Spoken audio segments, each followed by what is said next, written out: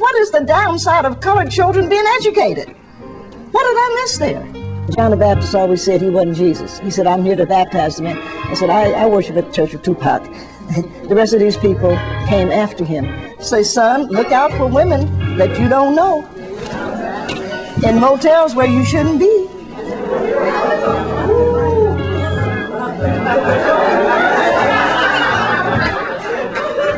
Because that's a sad case. I just really like the way she just said what she felt. And Richard is a true hero who is black and proud, whose daughters are black and proud. And he makes all of us proud to be black, 18. And since that's an old-fashioned idea, I'll try it this way, 19. I like him because he's brave and bodacious, and most especially because, 20, he makes white folks crazy. Yolande Cornelius Giovanni Jr. was born June 7th, 1943.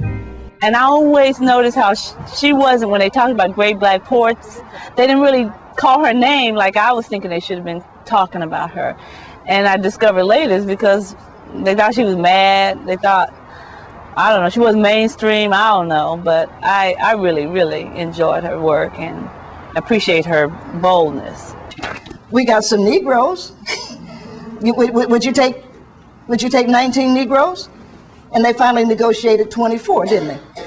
And I'm sure it was a woman, because I have such faith in black women.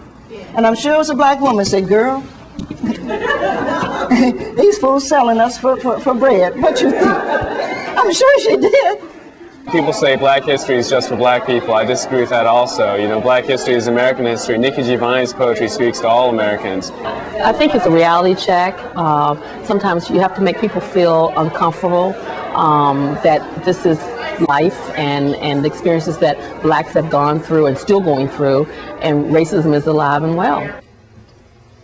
In the beginning was the Word, and the Word was death, and the Word was nigger. And the Word was death to all niggas. And the Word was death to all life. And the Word was death to all. Peace be still. The Genesis was life. The Genesis was death.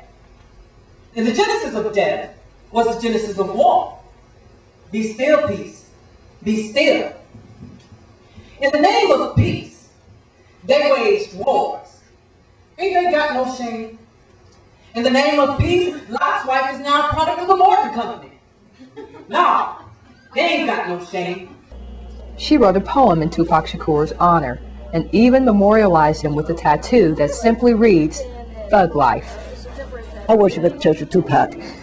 The rest of these people came after him. And so after you've had the best, and we miss Tupac because Tupac did not ever back off. And that fierce honesty that he brought to rap is missing. It truly is. And I point out, but it's nonetheless true, Eminem couldn't exist if Tupac weren't dead. And we just have to recognize that, because Tupac would have laughed him out.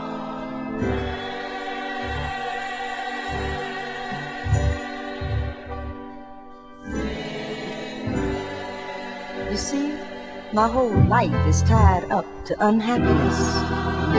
It's father cooking breakfast and me getting fat as a hog, or having no food at all and father proving his incompetence again.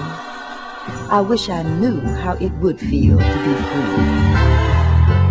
It's having a job they won't let you work, or no work at all castrating me, yeah. It happens to women too. It's a sex object if you're pretty and no love, or love and no sex if you're fat. Get that fat black. When the Supreme Court announced its 9-0 decision that separate is inherently unequal. This is for the Pullman porters who smiled and welcomed a 14-year-old boy onto their train in 1955. They noticed his slight limp that he tried to disguise with a doo-wop walk. They noticed his stutter and probably understood why his mother wanted him out of Chicago during the summer when school was out. 14-year-old black boys with limps and stutters are apt to try to prove themselves in dangerous ways when mothers aren't around to look after them. Her poetry is in a class by itself, but it's her storytelling that has become her legendary trademark. When Mrs. Parks said no, a passionate movement was begun. No longer would there be a reliance on the law, there was a higher law. When Mrs. Parks brought that light of hers to expose the evil of the system, the sun came and rested on her shoulders, bringing the heat and light of truth. Others would follow Mrs. Parks. 4 young men in Greensboro, North Carolina would also say no.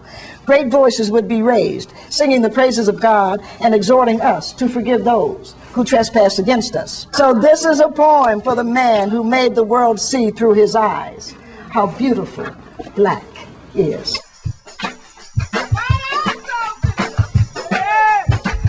I was born in the Congo. I walked to the Fertile Crescent and built the Sphinx.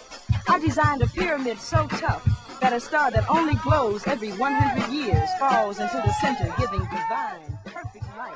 I am